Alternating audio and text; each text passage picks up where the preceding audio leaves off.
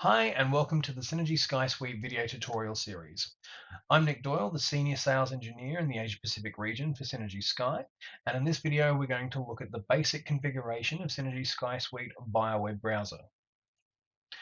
Now, this is the fourth video in the tutorial series. For an overview of the entire series, please watch the tutorial introduction video if you have not done so already. Now, prerequisites for this. The Synergy Sky platform needs to be deployed and configured within a virtual environment. Please refer back to previous videos for information on how to do that. You will need your API key for this installation. Now, that can be given to you by your Synergy Sky sales representative.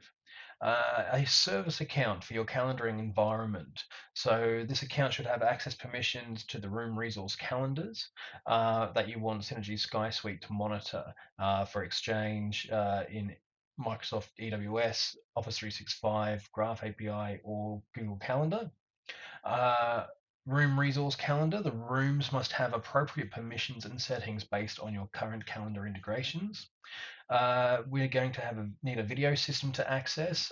In this case, I'm going to be using a Cisco one, so we need the IP address and login credentials for that unit, and internet access from the software server. So this is required for the API key license to activate, as well as to access MCU or census things as well, depending on your configuration. Okay, so what are we going to go through with this basic configuration? We're going to log into the web interface, activate the API license key, integrate with a calendaring service, and in this case it'll be Microsoft Graph API. We're going to add a meeting room, add a video system, which will be a Cisco DX80, create some matching rules for WebEx, Zoom, Microsoft Teams, and generic SIP URIs, deploy the configuration within the Synergy Sky Suite, and then confirm the configuration with some test meetings and view those via Control and Analyze. Now, as a reminder, all the information covered in these video tutorials is available on our support pages at support.synergysky.com.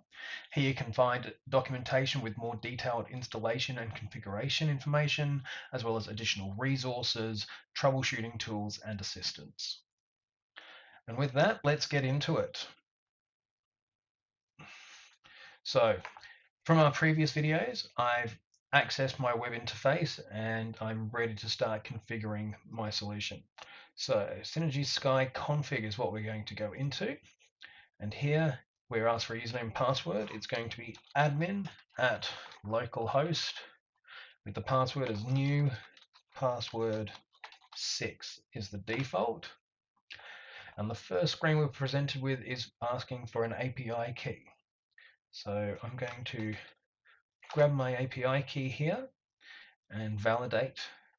It'll go online, check, give me a license, and tell me when this key is going to expire. And then I save changes. You'll notice when I click Save Changes, I get this green bar that shows up to say go to the configuration page in order to deploy. At the moment, I'm going to leave that be and move on to General Settings and Integration. Now, this is where I'm going to add my calendar. I click Add Connection, and I'm going to make it an Microsoft Graph API connection. I'm going to call it Graph Exchange, and I'm going to add my connection information here. Now this will be covered up and blurred out. Okay, and then test connection. And I get a nice green tested, which says that everything's fine. I click Save. And I'll click Save Changes just to be safe. Now what I need to do is add API integration into that connection. So I'm going to click Enable, ready to go. Calendar is what I'm going to use this configuration for. I'm going to use the connection I've just made to Graph Exchange. It brings in my connection info, and then I add an act on behalf of email. Now, normally this would be your Synergy Sky Suite admin email account. I'm just going to use my personal one for this tutorial and click on Save and Save Changes. So I'm going to click on Enable here as well, as that was off. And that is now our connection to Graph. I'll move down into the room settings to add a room. Now it's going to log in and connect with Exchange, and it's going to pull all the meeting rooms that it has access to via the Graph API. I'm actually going to add a room manually. I'm going to call it Australia, and the email address of Australia at synergysky.com. Add room. I'll add a second one, again manually, and I'm going to call this one Brisbane.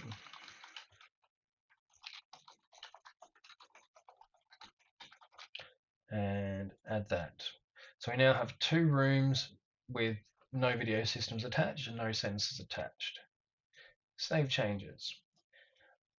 Video systems. So I'm going to add a video system here, and I'm going to attach this one to Australia. Manufacturer for this one is Cisco. I put in the IP address https://0.0.15. Username is admin. I've set the password, and the URI for this one I'm just going to leave as australia@synergysky.com if somebody wants to dial into the unit via that address.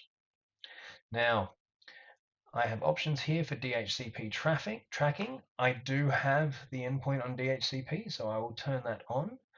And it's an older endpoint, so it will not be able to do people count, but I'll turn it on anyhow. Software type is CE. I have a choice of TC and IX for Cisco. CE will also work for Room OS, and one button to push is what I want to utilize in this scenario rather than dial out and none. If I click on test connection, it will now make sure that connection works. There we go. And tested OK.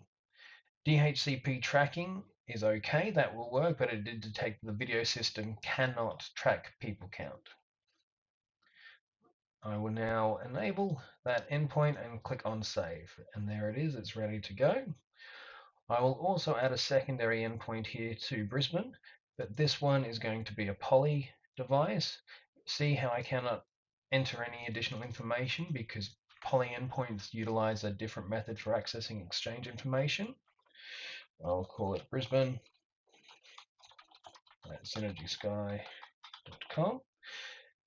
And so it's set to poly, one touch dial or dial out or none. So I'm going to do poly one touch dial, enable it, and save. Save changes. If I go to rooms, we can now see that video systems are attached. And if I click on edit, I now have a few other options where I can specify the country, location, department, and room type, and also how big that particular room is. But I'll leave that as it is.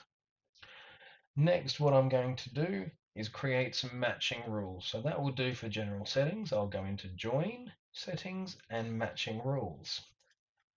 Add. So to start off with, I will create a WebEx rule. And I've got some pre-built in here, but I'm actually going to go with build regular expression down here. Use a regex template, and I'm going to choose WebEx meetings. So anything that has .webex in the URI, it will pick up. For example, if I have meeting.me at synergysky.webex.com, it picks that up. So I'll save that in there,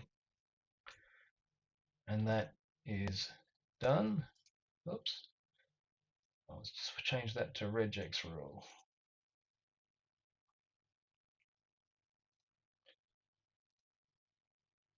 Done. Okay, I will now add a Teams group. And this one will be within my organization as a Teams URI in header, internal invitations only. And I'm going to specify where my CVI is. So synergysky.com will actually go via my CVI in this instance and save. I will now add a Zoom invite.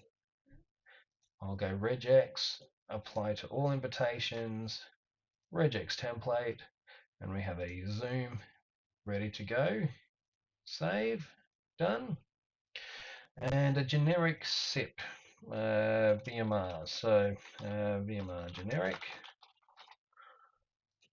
set to regex rule, fill regular expression, and generic numeric at domain. So anything that is a number at any domain, it will be picked up. Save, and that's all there. Now, what we do want to do is change the priority of these. So before anything else, I want it to check that it's a Microsoft Teams in header. If that doesn't exist, then check it as a WebEx, a Zoom, and then finally a generic VMR. So I will save those changes. And let's deploy our configuration. We won't do too much more here. So config tool, configuration versions is where we go to. And tick the box that says current. Now you can see applications, nothing is actually running at the moment. So as soon as we click deploy configuration, are we sure? Yes. It's now published that configuration. And if we refresh this page, the services will start to run in the background based off what we have just configured. So we'll just wait a moment for that.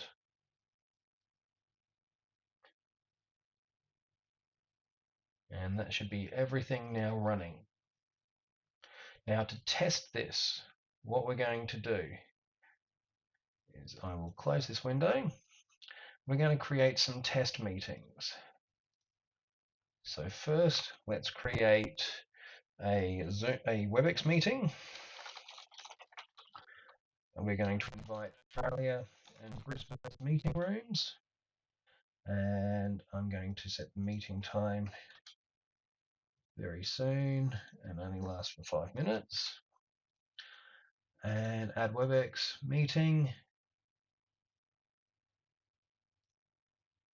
Okay, and that has now been published in there and send. We'll also create another one and we'll call this one Teams test. Required again, Australia and Brisbane. And I will make this to go from 3:15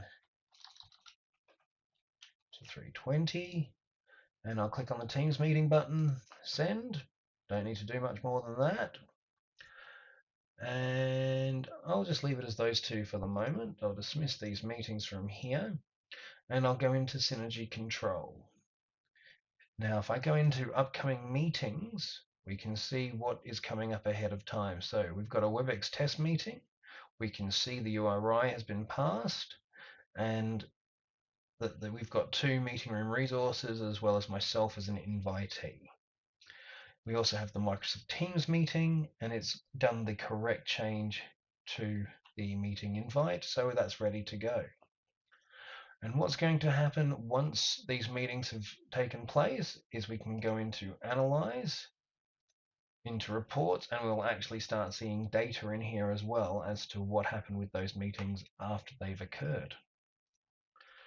And that is it. I hope you've enjoyed this video tutorial and I'll see you in the next one. Thank you.